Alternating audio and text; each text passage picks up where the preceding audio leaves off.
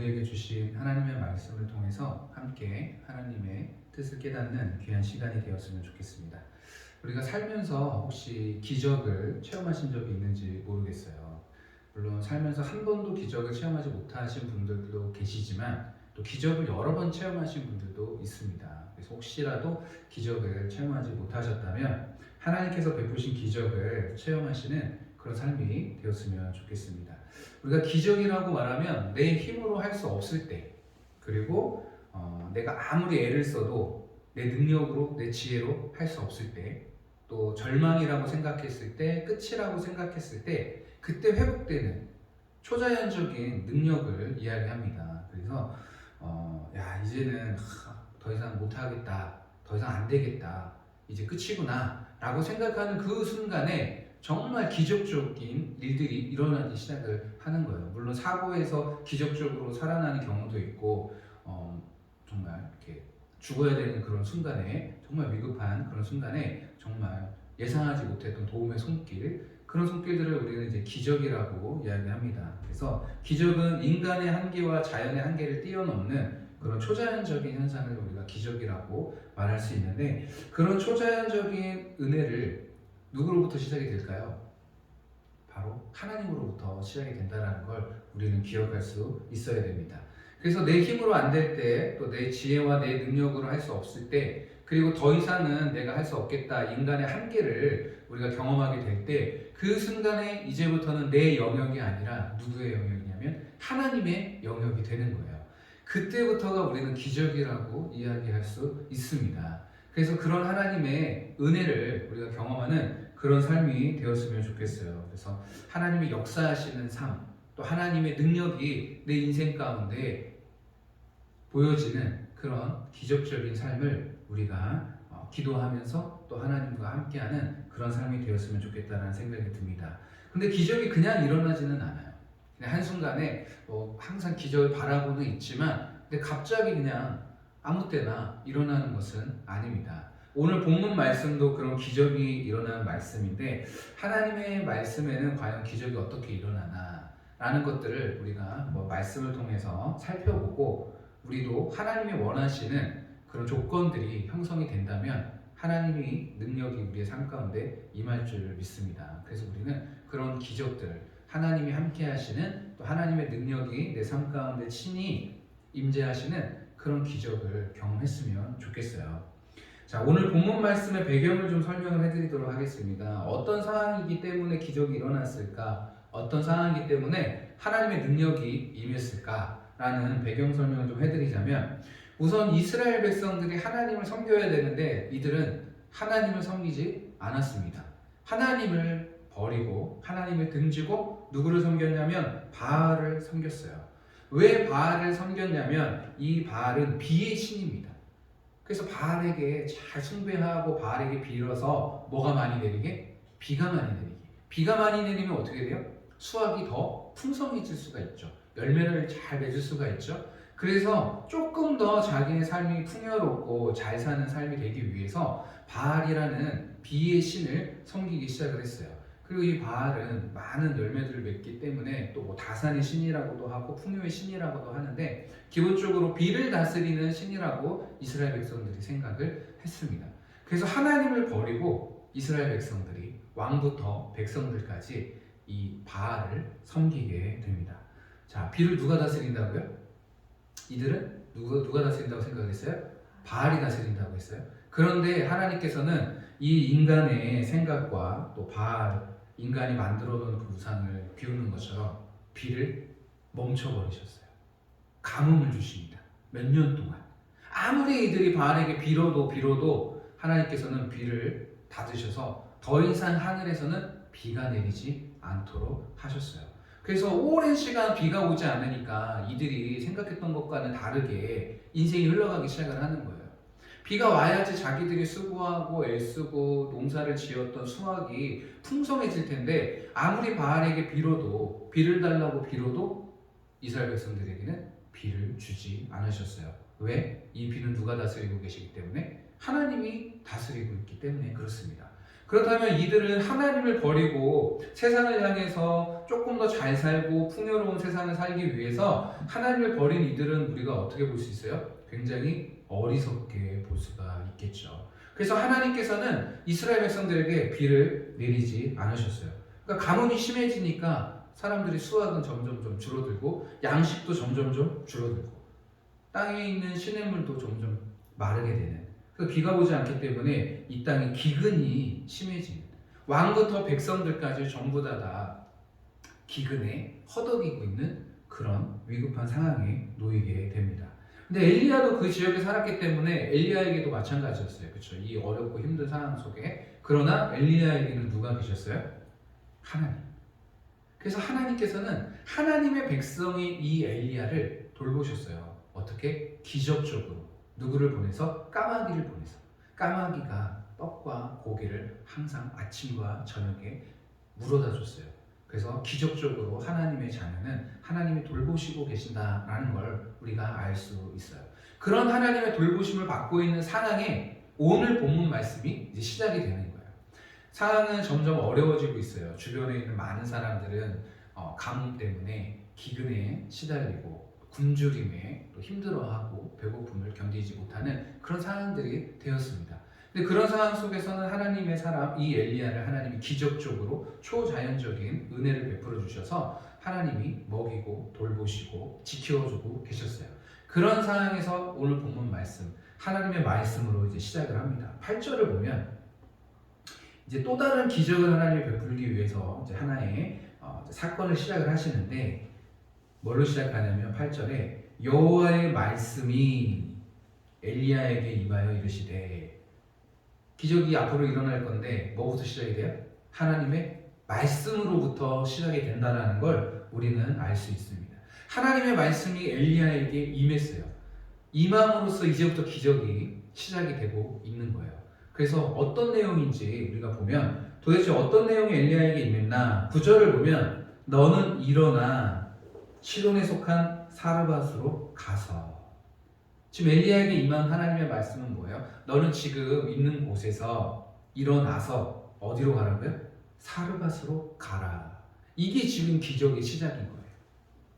하나님의 말씀이 우리에게 임했잖아요. 하나님의 말씀이 임했어요. 이 임한 말씀을 만약에 엘리야가 거절했다면 기적이 일어날까요? 안 일어날까요? 시작도 못했겠죠. 하나님의 말씀이 엘리야가 지금 머문 곳에서 이제는 일어나서 사르밧으로 가라고 말씀해 주셨는데 이 말씀을 엘리야가 듣지 않고 불순종했다면 그 다음에 기적은 일어나지 않습니다. 그런데 엘리야는 어때요? 이 하나님의 말씀에 순종해서 10절에 보면 그가 일어나 사르밧으로 가서. 하나님의 말씀이 엘리야에게 임했어요. 이 임한 엘리야에게 임한 이 하나님의 말씀을 엘리야는 그대로 순종을 합니다. 그 조건이 형성이 될 때 이제 하나님의 능력이, 하나님의 은혜가, 하나님의 베푸신 기적적인 초자연적인 능력을 경험할 수 있는 기본 단계가 되는 거예요. 그냥 바란다고 빈다고 기적이 일어나는 게 아니라 하나님이 나에게 주신 그 말씀에 우리 온전히 순종할 때, 하나님이 나에게 말씀하신 그 말씀을 믿고 내가 그 말씀을 붙잡고 순종할 때 그때 하나님의 기적이 이제 일어나기 시작을 하는 거예요.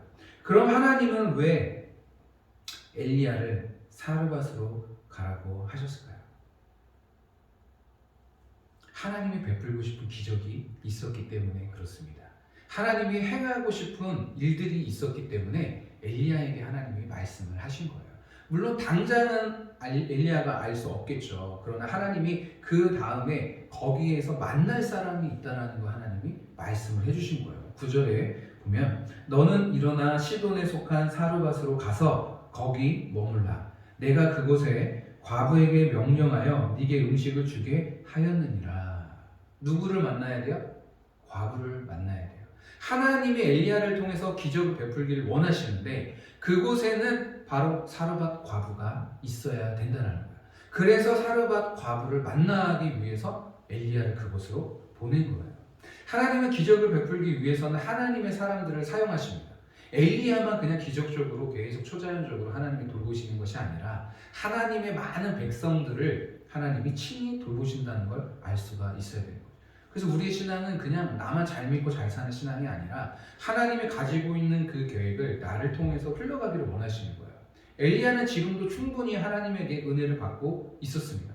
그러나 엘리야에게 베푼 이 하나님의 은혜와 사랑을 또 누군가에게 베풀기를 원하셨어요. 그래서 사르밧으로 가면 그곳에 만나야 될 여인이 있다라는 걸 하나님이 엘리야에게 말씀을 하셨어요. 그래서 엘리야는 그 말씀을 듣고 그대로 순종을 합니다. 많은 성경에 나와 있는 하나님의 사람들에게 하나님이 가라는 말씀을 굉장히 많이 하십니다. 우리가 잘 알고 있는 대로 아브라함에게도 너는 가라. 모세에게도 너는 가라. 하나님의 선지자들에게도 너는 가라. 그리고 우리가 잘 알고 있는 대로 사도 바울도 너는 가라. 그들이 전부 다 하나님에게 주신 그 말씀을 붙잡고 그대로 가며 순종했을 때 하나님은 그들의 인생에 함께 하시고 그들이 힘들고 어려울 때 하나님의 능력이 필요할 때 초자연적인 기적과 능력을 통해서 그들을 돌보시고 함께 하시는 증거를 보여주셨어요. 그래서 우리가 하나님을 믿는다면 하나님은 분명히 우리에게 가라고 말씀을 하실 거예요. 예수님도 제상 명령을 우리에게 주실 때 너희는 가라 이 말씀 주셨거든요. 그런데 우리가 가지 않는다면 하나님의 기적이 우리의 삶 가운데 있을까요? 그렇지 않습니다. 왜? 가는 건 믿음이 필요한 거예요. 아브라함이 하나님께서 아브라함에게 너는 가라라고 말씀하셨을 때 아브라함이 갔습니다. 그냥 간 게 아니에요. 뭘로? 믿음으로 간 거예요. 모세에게도 마찬가지입니다. 너는 애굽으로 가라. 애굽에서 너는 가나안으로 다시 가라 라고 할 때 그냥 간 게 아니에요.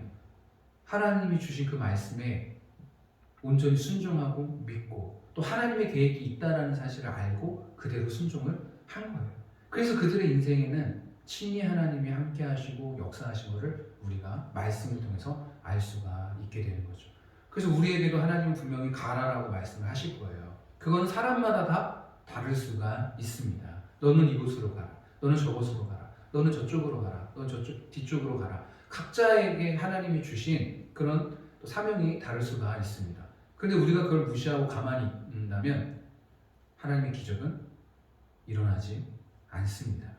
우리가 믿음으로 하나님이 가라는 곳에 순종을 한다면 우리는 분명히 하나님의 뜻을 이룰 수 있고 또 그곳에서 계획하신 하나님의 뜻이 우리의 인생에는 기적으로 나타날 수 있다는 걸 기억을 하셨으면 좋겠어요. 그래서 이 엘리야도 하나님이 가라고 말씀하셨을 때 그대로 순종을 했기 때문에 그 다음에 기적적인 일들이 또다시 일어나게 되는 거예요. 그런데 그 기적은 단순히 눈에 보이는 기적들이 아니에요. 뭐예요? 사람을 살리는 기적. 사람을 살리는 기적. 그래서 하나님의 사람들은 자랑하려고 기적이 일어나는 게 아니고 정말 그들을 긍휼히 여기고 그들을 살리기 위해서 하나님이 하나님의 사람을 사용하시는 거예요. 그 사람의 기도를 하나님이 응답을 해주시는 거예요. 자랑하기 위한 기도가 아닙니다. 자랑하기 위한 그런 기적이 아니에요. 한 사람의 인생을 살리고 생명을 살리고 또 그 사람을 통해서 그 생명이 또 다른 사람에게 전달되기를 원하시는 거죠. 지금 엘리야는 누구 때문에 살고 있어요? 하나님 때문에 살고 있어요. 가뭄이 심해서 이 기근 속에서 먹고 살 게 없을 때 하나님은 초자연적으로 엘리야를 살려주셨습니다. 이렇게 엘리야를 살려주셨어요. 그리고 그냥 끝나는 게 아니라 이제는 또 이 엘리야를 다른 사람에게 보내서 또 다른 생명을 살리기를 원하시는 거예요. 그게 누구냐면 바로 오늘의 말씀에 나오는 사르밧에 살고 있는 한 여인. 그 여인은 과부였습니다. 10절을 보게 되면 그 여인이 나오는데 그가 일어나 사르밧으로 가서 성문에 이를 때에 한 과부가 그곳에서 나뭇가지를 줍는지라 이에 불러 이르되 청하건대 그릇에 물을 조금 가져다가 내게 마시게 하라. 11절을 보면 그가 가지러 갈 때에 엘리야가 그를 불러 이르되 청하건대 내 손에 떡 한 조각을 내게로 가져오라. 이렇게 얘기를 했습니다. 자, 지금 기근이 굉장히 심한 상황이에요. 그렇죠? 기근이 굉장히 심한 상황인데 지금 엘리야가 물 좀 달라고 하니까 이 여인이 물을 줘요, 안 줘요? 줘요. 그렇죠? 이 여인만 힘들고 지금 어려운 상황이겠어요? 많은 지금 백성들이 지금 힘들어하고 있는 그런 상황에서 하나님의 백성 또 하나님에게 가까이 가고 하나님이 돌보시는 사람에게는 친히 하나님이 은혜를 베풀어 주시고 기적적으로 그들을 돌보신다는 걸 우리에게 보여주고 계신 거예요. 그래서 우리는 절대로 하나님을 떠나서는 안 된다는 거죠. 자, 그래서 이렇게 이 여인의 신앙을 보면 바알을 숭배하고 있지만 바알은 아무것도 이 여인에게 해줄 것이 없다라는 거. 정말 힘들고 어려울 때 그 생명을 지켜주시고 돌봐주실 분은 돈이 아닙니다. 물질이 아니에요. 누굽니까? 살아계신 하나님이에요. 결정적인 순간에 기적적으로 우리에게 도움을 주실 분은 하나님 한 분밖에 없다라는 걸 우리는 기억을 해야 되겠죠. 자, 이 여인이 정말 불쌍한 생각이 많이 들어요. 이 여인에게 소망이 있겠어요? 없겠어요? 없죠. 끝이 보이지 않는 가난은 절망입니다. 내가 아무리 애쓰고 노력하고 지금 가뭄이 심하기 때문에 기근이 심하기 때문에 이 여인이 노력하고 애써도 아무것도 수확할 수 있는 상황이 없는 거예요. 그래서 이 여인이 최대한 내가 선택을 할 수 있는 최선의 선택이 죽음이었던 거죠. 그래서 우리는 죽음을 선택한 사람에게 쉽게 말해서는 안 돼요. 죽을 힘이 있으면 열심히 좀 살아봐라. 그게 되지 않는 거예요. 열심히 살지만 안 되니까 죽는 걸 선택을 하는 거예요. 그래서 이 여인의 그 심정과 상황을 보면 굉장히 안타까운 그런 삶을 살고 있었다라는 걸 우리가 알 수 있어요. 그래서 끝이 보이지 않는 절망 가운데 이 여인이 선택할 수 있었던 건 결국에는 죽음밖에, 자살밖에 없었죠. 자, 그래서 이 여인이 삶을 포기하려고 하는 그 순간에 이제 누가 나타난 거예요? 엘리야가 나타난 거예요. 누구의 뜻을 이루기 위해서? 하나님의 뜻을 이루기 위해서. 그래서 아무도 이 여인을 돌보지 않고 도와주지 않는 그 상황에서 하나님께서는 친히 그 여인에게 손을 내밀어 주신 거예요. 그럼 이 여인에게는 이제부터 앞으로 나타날 그 기적은 누구로부터 왔다라고 볼 수 있어요? 하나님으로부터 왔다라는 걸 볼 수가 있겠죠. 자, 이 여인이 얼마나 절망 가운데 있었는지 우리가 조금 더 이 여인의 상황을 살펴보면, 자, 이 여인이 아이를 봤을 때 어떤 생각이 들었겠어요? 이 아이를 봤을 때 이제 곧 죽어야 되는 마지막 남은 음식을 자기가 한 끼, 마지막 한 끼를 차려서 같이 먹고 이제 죽어야 되는 그 상황에 보면 그게 잘 넘어가겠어요? 음식을 차리면 먹을 수 있겠어요?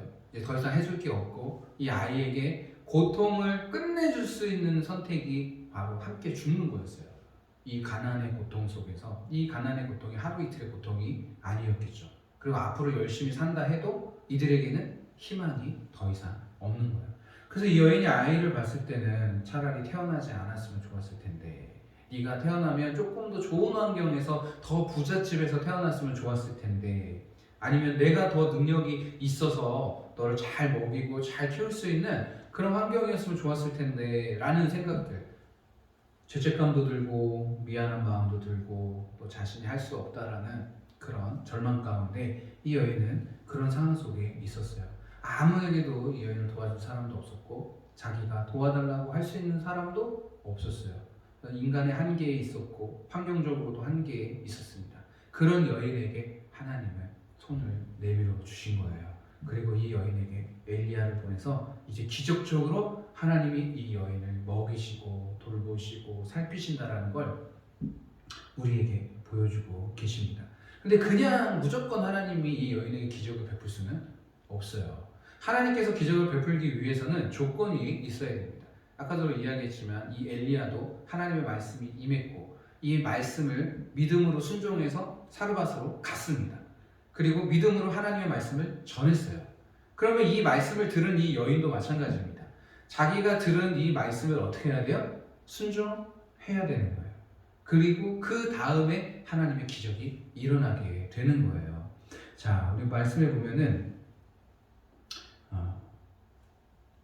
13절과 14절을 보면 엘리야가 그에게 이르되 두려워하지 말고 가서 네 말대로 하려니와 먼저 그것을 나를 위하여 작은 떡 한 개를 만들어 내게로 가져오고 그 후에 너와 내 아들을 위하여 만들라. 지금 이 여인을 향한 하나님의 계획을 이야기하셨어요. 그렇죠? 네가 지금 떡을 만들어서 먹고 이제 죽으려고 했는데 그 떡을 나를 먼저 먹게 해줄 수는 없느냐라고 이야기를 했죠. 이 여인이 해야 될 일은 뭡니까? 그거예요. 그 떡을 엘리야에게 먼저 가져오는 거예요. 그리고 하나님의 계획을 이야기합니다. 14절에 보면 이스라엘의 하나님 여호와의 말씀이, 이제 엘리야가 하나님의 말씀을 전하는 거죠. 하나님의 말씀이 나 여호와가 비를 지면에 내리는 날까지 그 통의 가루가 떨어지지 아니하고 그 병의 기름이 없어지지 아니하리라 하셨느니라. 하나님께서 이 여인을 향하신 계획을 이야기하셨습니다.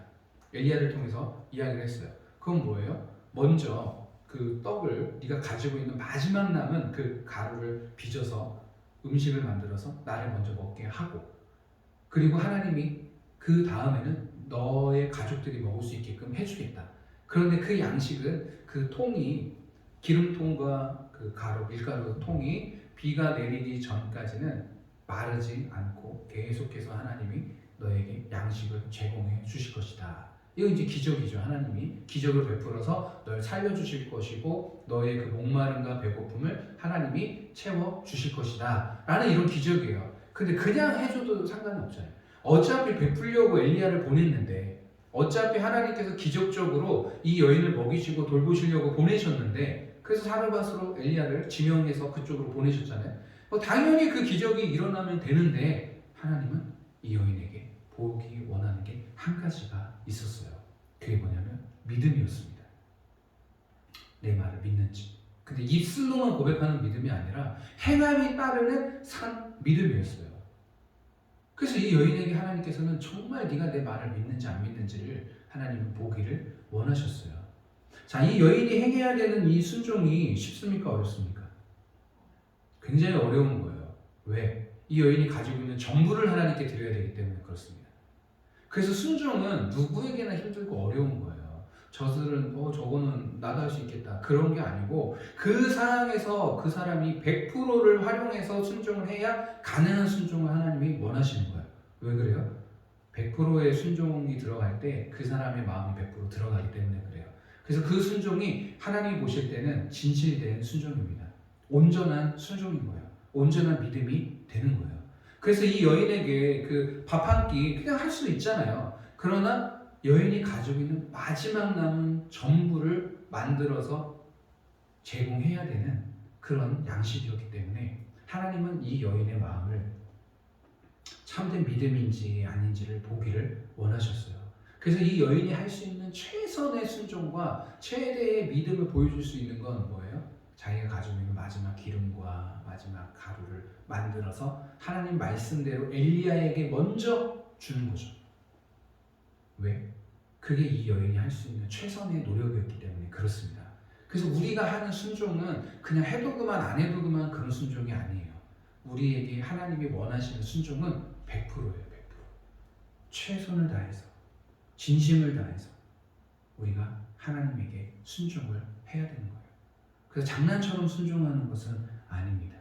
정말 이 여인은 목숨 걸고 순종을 한 거예요. 왜? 하나님의 말씀을 믿었기 때문에. 그 뒤에 기적이 일어나게 되는 거죠. 정말로 그 말씀대로 어떻게 됐습니까? 15절을 보게 되면 그가 가서 엘리야의 말대로 하였더니 그와 엘리야와 그의 식구가 여러 날 먹었으나 여호와께서 엘리야를 통하여 하신 말씀같이 통의 가루가 떨어지지 아니하고 병의 기름이 없어지지 아니하니라. 아멘. 자, 언제 기적이 일어났어요? 이 여인이 엘리야의 말대로 하였더니 그 뒤에 하나님이 말씀하신 대로 되었더라. 하나님은 이미 이 계획을 갖고 계셨어요. 사회에서 소외되고 아무도 도와줄 수 없고 절망 가운데 있는 이 여인과 그 아이에게 새로운 생명과 새로운 삶을 주기를 원하셨어요. 근데 이거는 하나님의 손길이 아니면 회복될 수 없는 그런 상황이었어요. 초자연적인 능력이 이들에게는 필요했습니다. 왜? 주변에는 아무도 그들을 도와줄 손길이 없었기 때문에. 그러나 살아계신 하나님께서는 이들에게 손을 내밀어 주시고 이들을 통해서 하나님이 돌보시고 살피시고 또 이들에게 새로운 삶을 주신다는 걸 보여주기를 원하셨어요. 그런데 그냥은 해줄 수는 없고 어떻게? 너의 믿음이, 나를 향한 믿음이 진짜인지 가짜인지 100%인지 50%인지 10%인지 아니면 말뿐인 믿음인지 이걸 하나님이 보기를 원하셨던 거예요. 그래서 엘리야에게 그 여인이 네가 할 수 있는 것 딱 한 가지, 네가 가지고 있는 그 전부를 엘리야에게, 나에게 먼저 갖다 줄 수는 없겠니? 라고 얘기하면서 너를 향한 하나님의 계획을 이야기해 주는 거예요. 그랬더니 이 여인이 엘리야의 말에 반응을 합니다. 믿음으로 반응을 하고 자기가 가지고 있는 전부 한 끼인 이 전부를 엘리야에게 먼저 제공을 했더니 하나님이 말씀하셨던 그 내용들이 다 이루어졌더라라고 이야기하는 거예요. 그래서 우리가 하나님의 은혜를 받기를 원하죠. 또 초자연적인 하나님의 기적, 능력들을 우리의 삶 가운데 경험하기를 원합니다. 그러나 바알에게 빌듯이 그냥 잘 되게 해주세요, 비 내려주게 해주세요, 풍성하게 해주세요, 열매 맺게 해주세요, 그런 신앙을 하나님이 원하시는 게 아니에요. 아무리 그렇게 빌고 빌어도 하나님께서는 보시는 게 있습니다. 보시면 그 믿음이 진짜인지 가짜인지, 네가 내 말에 순종하는지 안 하는지, 네가 나를 믿는 게 100%인지 50%인지 10%인지, 이걸 하나님이 보시길 원하시는 거예요. 그래서 이 여인은 100%의 믿음을 가지고 하나님 말씀에 순종을 했습니다. 그랬더니 그 다음에 하나님의 은혜와 기적이, 능력이 이 여인의 삶 가운데 임하게 됐다는 걸 우리가 기억해야 될 줄 믿습니다. 그래서 우리가 늘 하나님을 믿으면서 언제 내 삶에 하나님의 능력이 나타나나, 많은 사람들은 하나님의 은혜와 능력을 경험했는데 언제 내 삶에는 하나님의 이 능력이, 기적적인 능력이, 초자연적인 그런 은혜가 언제 내 삶에 임하지라는 많은 사람들이 아마 바랄 수 있어요. 많은 사람들이 간증하면 나도 저런 은혜를 주세요, 하나님 저도 저렇게 기적적인 은혜를 주세요라고 많은 사람들이 바라고 소망을 하죠. 그러나 다 그런 은혜를 받는 것은 아닙니다. 왜? 그들의 믿음이 다 100%는 아니기 때문에 그래요. 하나님은 계획을 갖고 있어요. 우리 모두에게 이런 계획을 갖고 있고 저런 계획을 갖고 있고, 인생마다 다 다르겠죠. 그러나 하나님이 우리에게 바라시는 것, 바로 100%의 믿음을 바라시는 거예요. 그렇게 믿음을 보였을 때 그 사람을 향한 하나님의 기적과 능력과 은혜가 그들의 인생에 주어지게 되는 거예요. 우리 모두에게 하나님이 계획하신 일들이 있을 줄 믿습니다. 그러나 그것은 그냥 일어나는 것이 아니라 하나님의 말씀을 듣고 가라 라고 하면 가는 거예요. 그리고 너는 해라 라고 하면 하는 거예요. 그때 하나님이 우리의 믿음이 진짜구나. 근데 기억할 것은 100%여야 돼요. 결코 쉬운 순종은 아니에요. 우리가 하는 그런 순종 하나하나는 하나님이 우리의 마음을 진심인지 아닌지 보기를 원하세요.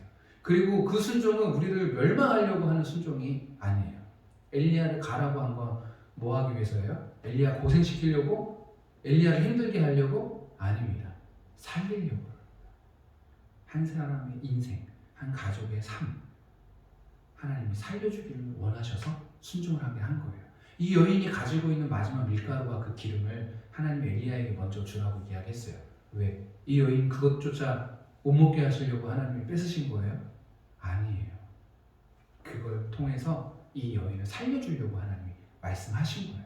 그 하나님이 우리에게 순종을 요구하신다. 그거는 피해갔잖아요. 아, 내가 이걸 할 수 있나? 라고 생각하지만 그건 나를 살리기 위한 하나님의 은혜인 거예요. 이해되셨어요? 순종은 단순히 그냥 내 거를 뺏고 나 힘들게 하고 나 어렵게 하고 하려고 하는 그 순종이 아니라 나를 통해서 하나님이 생명을 살리기 위한, 그리고 내가 순종함으로 하나님께 쓰임받고 하나님의 은혜와 하나님의 돌보심을 받게 되는 그런 은혜를 경험하기 위해서 하나님이 우리에게 순종을 요구하시는 거예요. 순종하는 나도 살고 내가 순종함으로 그 상대방도 살고 그 생명이 계속해서 흘러가게 하시려고 하시는 거예요. 그래서 순종을 말씀하시면 가라 라고 말씀하시면 기뻐하셔야 되는 거예요. 아, 이 일을 통해서 또 하나님이 누구 살리시겠구나, 이 일을 통해서 하나님이 역사하시겠구나 라고 기뻐하는 마음으로 그 일을 하시면 기적을 경험하실 수가 있게 됩니다. 그런 은혜가 우리의 삶 가운데 있으셨으면 좋겠어요.